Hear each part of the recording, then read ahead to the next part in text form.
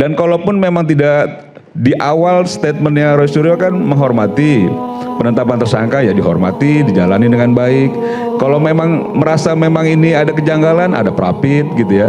Itu yang menurut saya supaya kita juga menjadi dicerdaskan ya, bukan lagi soal-soal debatable yang sudah tidak ada ujung pangkalnya karena memang sudah masuk pada ranah proses peradilan ke depan ketika memang 8 orang ini disangka sudah dijadikan tersangka. Nah, saya menggunakan apa yang kemudian disampaikan oleh Pak Mahfud, mungkin tidak disiapkan, tapi saya mendengarkan bahwa yang berhak untuk menyatakan palsu atau asli adalah hakim.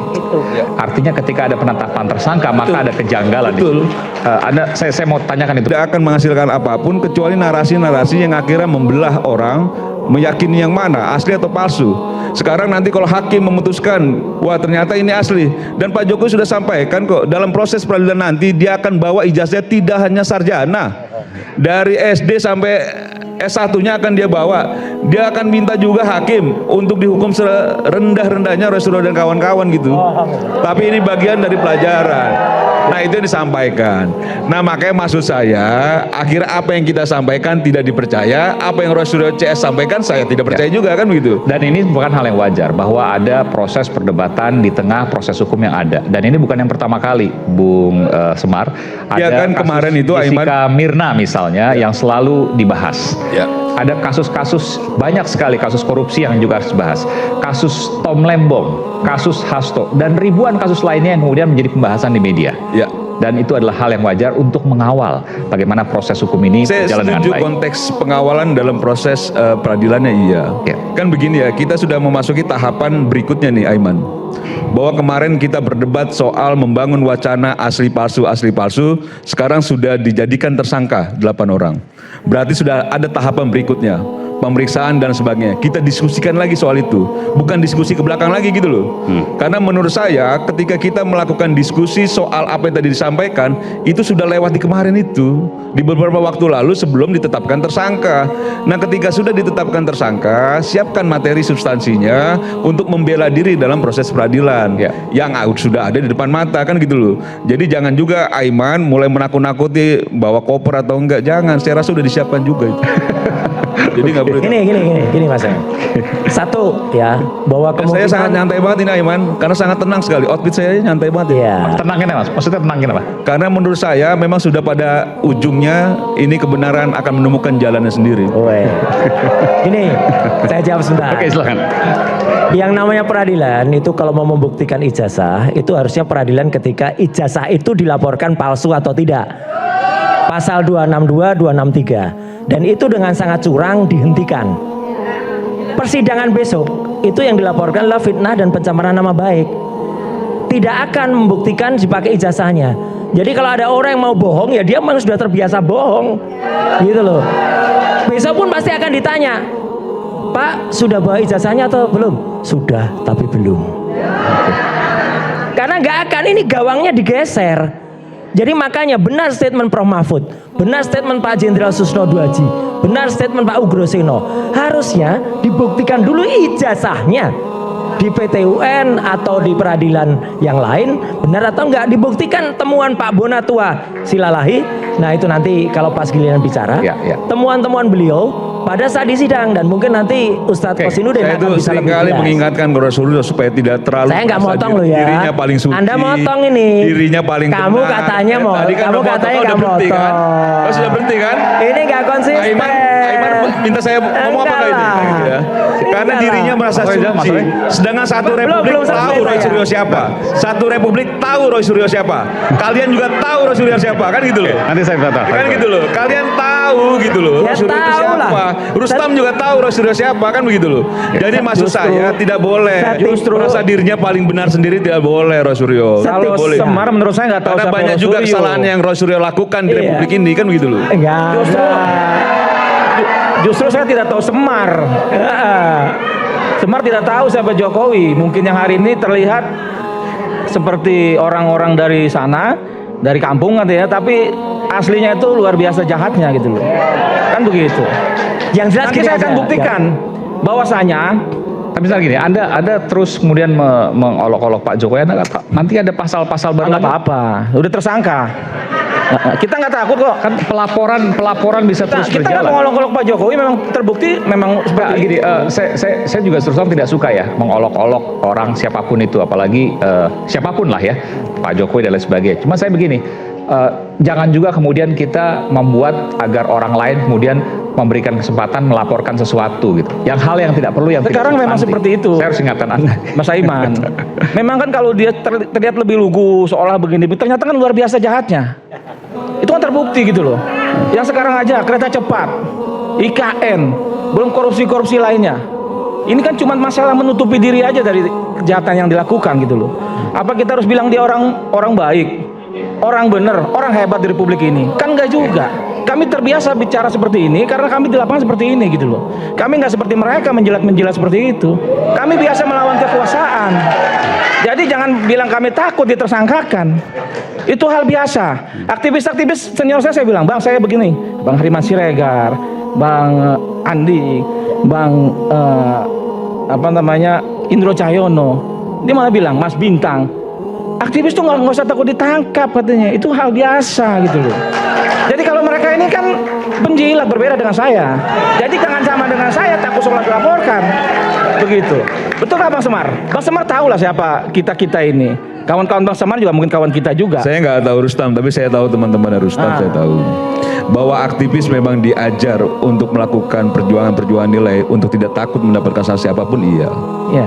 Tapi bahwa kami ini kau katakan penjilat bukan. Oh, itu orang juga udah tahu. Ini soal itu orang sudah mau begini membaca. ya, ini soal positioning ya. Dibuktikan aja dulu penjilatnya. Ini soal positioning bahwa Rustam Saya suka dan ini. kawan-kawan ada di sebelah, kami ada di sini. Kami meyakini yang A, Rustam meyakini yang B. Itu kan soal berbeda pendapat dan berbeda pikiran saja. Bukan soal siapa yang dijilat, siapa yang menjilat. Jangan-jangan memang ini soal ada kesakit hatinya Oh, enggak. dan sebagainya. Tidak ada Jadi apa yang mau sakit hati. Menurut saya warga negara Indonesia semua biasa orkestrasi gitu. yang dibangun Ketika saya ini melihat tidak lepas dari kepentingan Jokowi politik melakukan yang kesalahan di Republik tercederai. ini ya Itu akan aja sih saya. dilawan gitu loh. Tapi yang jelas gini Mas Aiman, Ya. ini kami aja baru dalam status diterapkan tersangka saja udah pada ribut dan berteriak kegirangan. Tuh kalau kata Bung Karno dulu, di satu sisi rakyat berteriak sorak-sorai kegembiraan. Sementara di sisi yang lain ada yang sudah naik level tidak hanya tersangka, bahkan terdakwa, bahkan terpidana. Udah terpidana 6 tahun, masih mengolok-olok hukum Indonesia dan masih dapat gaji sebagai dia seorang komisioner. Ini kan keterlaluan. Nah itu Sylvester kemana? Yaitu Sylvester Matutina. Jadi artinya fair-fair aja, makanya kami berani Mas Aiman. Ayo kalau memang mau fair-fairan, kalau juga nanti insya Allah akan terdengar kepada presiden kita Prabowo. Pak Prabowo melihat ini, apakah rela? Ini penting banget. Di saat rezim Jokowi, ya, dia pasti juga mendengar bahwa di saat itu ada dua anak bangsa yang dipidanakan, namanya Bambang Trimulyono dan Gus Nur. Pak Prabowo, di saat rezim Anda, di saat rezim Prabowo Subianto, apakah Anda juga akan melihat dan membiarkan ada jumlah angkanya itu angka kesayangannya Prabowo 8 tersangka Oke. dan nantinya juga dipidana, dan dunia akan mencatat Jokowi mempidanakan 2 orang gara-gara ijazah palsu yang hanya berupa fotokopi. Prabowo di saat rezim Prabowo dipidana 8 orang gara-gara fotokopi ijazah juga. Itu. Saya ke Bung Bona. Bung Bona, Anda melakukan sidang, betul ya? Ya, Sidang yes. dari keterbukaan terkait dengan ijazah Pak Jokowi, betul? Betul. Anda bisa cerita soal itu? Baik, ini lanjutan dari upaya saya mencari salinan ijazah terlegalisir yang terautentikasi. Kita tahu kan kita itu sudah dapat dari KPU ada tahun 2000 KPUD Solo, KPUD DKI, dan KPU RI itu ada 5 ya. Tapi satu itu yang di Solo ngakunya dari 2005 dan 2010 sama. Nah, lantas kita kan banyak yang disembunyikan juga itu. Disembunyikan hurufnya, tanda tangannya. Maksudnya apa? Sembunyikan apa? Dihitamin, ada yang dihitamin, ada yang di crop seperti itu. Di crop ya. Fotokopi. Tutup ini loh Mas. Mungkin bisa Ditutupin. jelasin di Oh, layar. Oke, kita buka ya. Ada filenya ya. Oke. Saya minta file yang fotokopi ya. Ya. Coba Bung Bona bisa ke sini? Bisa. Sekaligus tunjukkan. Bawain Ini apa? aja, Bung Bona. Yang fotokopi legalisir. Bebas. Yang mana? 2000 berapa? 14, 19, Ini juga 2012. bisa. Sama aja nih. Sama aja semua. Ya. Oke. Tapi kalau lebih gede kan bagus. Ya, oke. Kalau ada. Oke, kita tunggu. Nah, ini dia. Jadi maksudnya mana? Nah, jadi ini kan ditutupin nih. Tanda tangannya. Dihilangin ini Oke. juga. Sebenarnya ada sekitar ada bervariasi ya, ada 11, ada 8 bervariasi. Oke. Nah, jadi Ini legalisir tahun berapa ini? Masih ingat nggak? kalau ini Tulisan. merah kayaknya ini 2014. 14 waktu Pilpres pertama kali. Iya. Oke. Ada 2 ya, yang merah ada 3 ya. Apa yang Anda gugat? Jadi yang kita gugat itu adalah sesuai dengan Undang-Undang Keterbukaan Informasi Publik, kalau kita kurang puas, kita berhak untuk sidang sengketa. Oke, Anda bertanya, kenapa kok ada beberapa titik ditutupi? Iya. Ada tanda tangan sebelah kiri, tanda tangan rektor, tanda tangan dekan, betul ya? Iya. Terus apa lagi? Ini tempat lahir juga ditutupin, ya kan? Oke. Ini legalisiran asli dari KPU ya? Katanya lah asli dari Karena KPU. ini merah kan, Iya, kalau merah iya. berarti asli kan? Iya. Cap. Jadi peraturan KIP itu kan keterbukaan informasi publik, kalau kita pemohon tidak puas, ya kita bisa mengajukan sengketa informasi. Kenapa? Karena seharusnya setiap satu item yang ditutupin ini itu ada satu uji konsekuensi. Ada peraturan yang mendasari kenapa dia ditutupin. Oke. Apa? Apakah dia mengganggu orang yang punya tanda tangan, menghilangkan mengganggu privasinya, Ya. kan? Atau mungkin ada yang Tapi tidak umum dilegalisir kok tanda tangannya tidak ada. nah sebenarnya Tidak itu umum, betul. tidak umum karena itu Itu kan aneh pejabat makanya publik. Anda gugat. Iya, itu kan pejabat publik, tanda tangan pejabat publik. Oke. Sementara ijazahnya pejabat publik aja sudah tidak rahasia, tanda tangannya kok rahasia. Ini menarik. Bung Ade ada jawaban atas ini? Kita putarkan lagi tadi. Bahwa kemudian ya, makasih Oke. Bang Eman. Anda kalau mau di sini boleh Bung Ade, nggak apa. Ya, kalau nggak usah Bang Eman, saya dari sini aja jelas nih. Ya, bahwa kemudian ada tanda tangan yang Kenapa digugat Anda paham ya? Karena Iya. ada beberapa data yang kemudian ditutupi menurut Bung Bona. Ya. ya ditutupi. Ini mungkin legalisir menghindari- 2014 waktu Jadi gini. dikirimkan ke KPU. Bung Aiman, menghindari pemalsuan sebenarnya ini. Maksudnya? Kenapa saya bilang menghindari pemalsuan? Jadi pemalsuan dalam artian kalau mungkin ini hanya Pak Bonatua yang menggunakan data ini, mungkin it's okay, gak ada masalah. Tetapi kalau kita menyerahkan, katakanlah diserahkan, kemudian lengkap, kemudian Pak Bonatua mempublikasikan lagi ke tempat lain, nah efek yang akan terjadi itu akan ada pemalsuan itu yang dijaga sebenarnya, bahwa mencontek tanda tangan. Sebentar. Jadi asumsi Anda yang Bukan menutupi asumsi, bukan asumsi. Jadi memang Bukan, di kalau KIP gitu oke. itu- Pertanyaan saya, siapa yang menghilangkan tanda tangan rektor, tanda tangan dekan, dan tanggal lahir? Tentunya yang menutup ini yang Pak Bonatua memintakan kepada siapa, itu mereka melindungi data pribadi. Kalau bayangan saya rektornya. begini, legalisir itu kan semuanya seperti asli, fotokopi dari asli, Pasti. lalu dicap oleh institusi pendidikannya, apakah itu SMP, SMA, kuliah, S1, S2, dan seterusnya. Iya, Ya kan? betul. Artinya semuanya harusnya kan logika sederhananya harus ada, tidak ada yang ditutupi. Nah, betul. Jadi gini Bang Aiman, ketika Pak Bonatua sudah meminta data ini, kemudian Pak Bonatua keberatan, ya sudah keberatan kan Pak Bonatua kan? Sudah. Nah, sisa nanti dipanggil lagi kan? Ya. Pastinya kan? Ya. Nah, dipanggil lagi. Nanti mungkin setelah jelas kegunaannya untuk apa, fungsinya untuk apa, itu pasti terjadi. Bang, jadi kalau di KIP itu Komisi Informasi, Iya. setelah sidang terus tanya Bukan, jawab, pertanyaan kan Bung ya ditutup dulu dong. Bukan, Bung Bona ini Karena kan kepentingannya minta, untuk apa, minta Bang ke Bona tuh KPU. jelaskan belum? Sebentar, pelan-pelan nih. Bung Bona kan minta ke KPU, betul ya? Ya. Ijazah legalisir Pak Jokowi tahun 2014. Ya. Dikasihlah ini. Iya. Yang kemudian tanda tangannya ditutupi rektor dan dekan, serta tempat tanggal lahir ditutupi. Nah, itu kan tidak mafhum. Ya. Belum masuk ke KIP, ke sidang dan seterusnya. Nah, jawabannya kira-kira seperti apa? Karena KPU pertama PDP, perlindungan data pribadi, undang-undang itu dulu. Jadi KPU yang melakukan ini. Ya itu pasti. Jadi undang-undang data pribadi sebentar. Jadi kita jelaskan bahwa Karena ini hal baru, saya baru tahu ini hal KPU baru ini. menghindari dia dikenakan pasal itu. Perlindungan data pribadi karena kan ada tanggal lahir. Itu kan merupakan data pribadi. Nah, aturannya ngomong gitu. Aturannya yang ngomong. Jadi KPU yang berinisiatif Oh iya dong, menutupi pastinya. ini semua. Pastinya. Oke. Tentu untuk menghindari di mana ada jeratan pidana bagi pejabat publik juga yang tidak menjaga data pribadi itu. Kan itu persoalannya. Oke, baik. Aturannya ada. Oke. Nah, itu masalahnya. Betul. KPU mengakui bahwa KPU melakukan. Ya, ini memang asli dari KPU-nya seperti ini. Enggak, tapi Anda bertanya, ini ditutupi oleh KPU? Iya.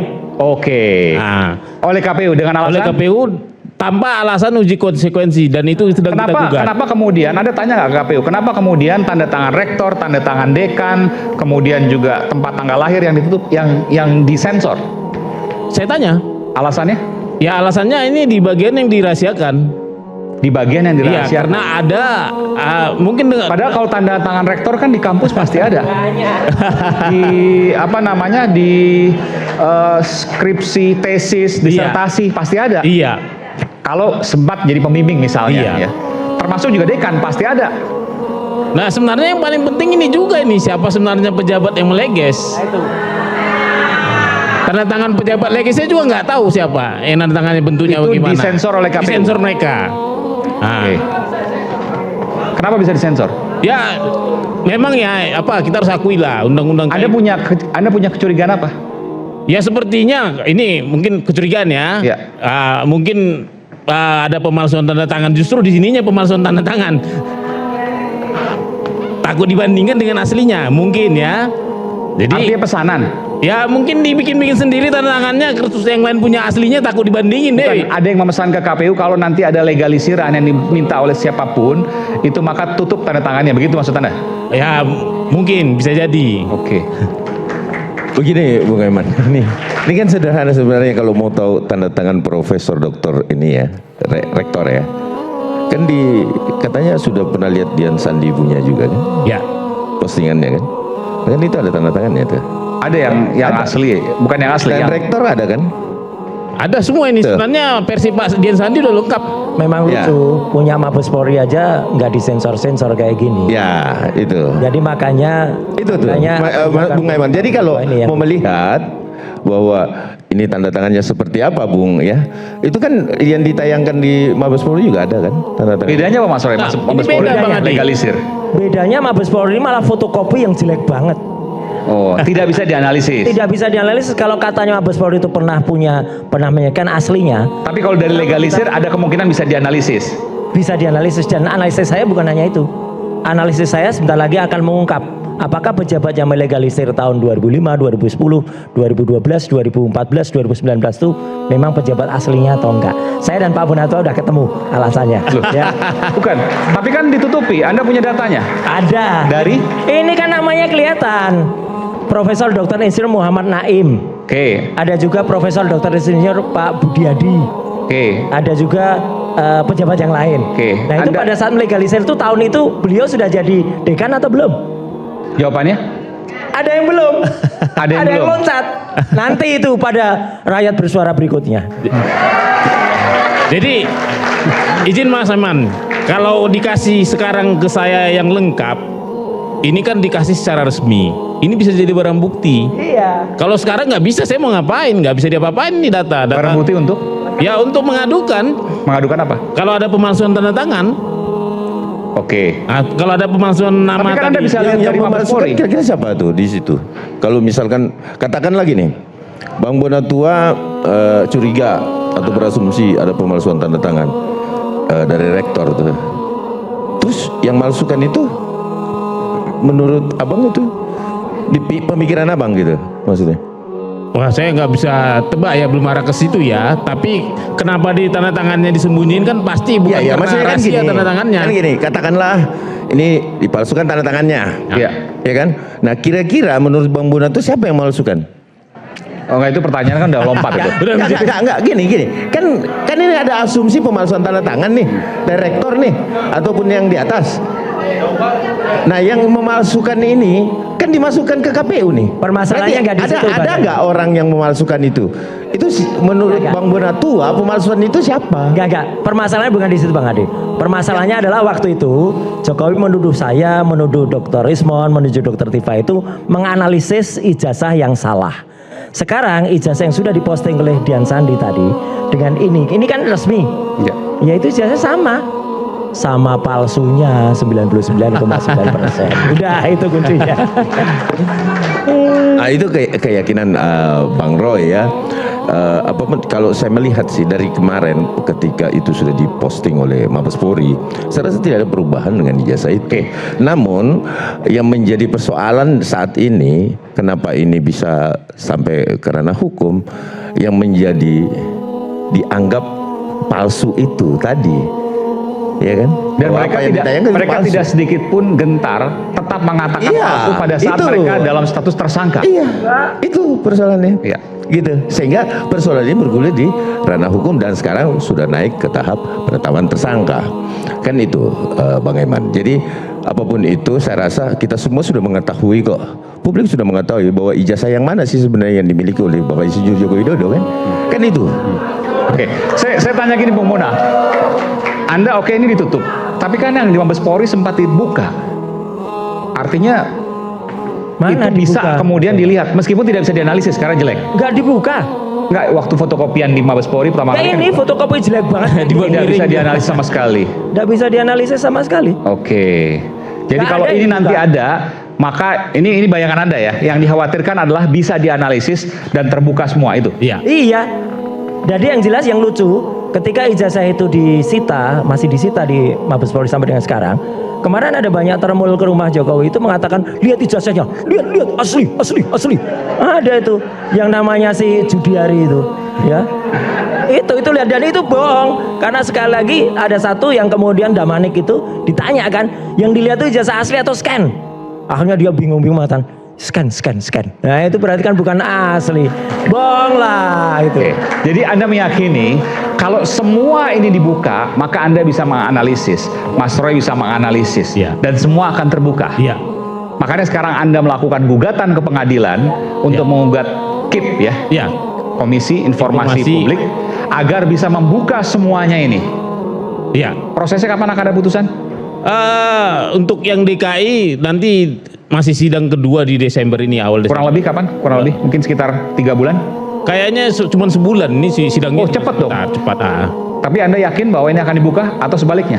Sebenarnya dengan mereka tidak bisa menunjukkan uji konsekuensi itu mestinya sudah dibukakan. Cuman mungkin KPU-nya minta yang buka KIP bukan mereka. Tapi waktu ini dikasih ke Anda berarti ini bukan legalisir asli ya, jadi legalisir fotokopian.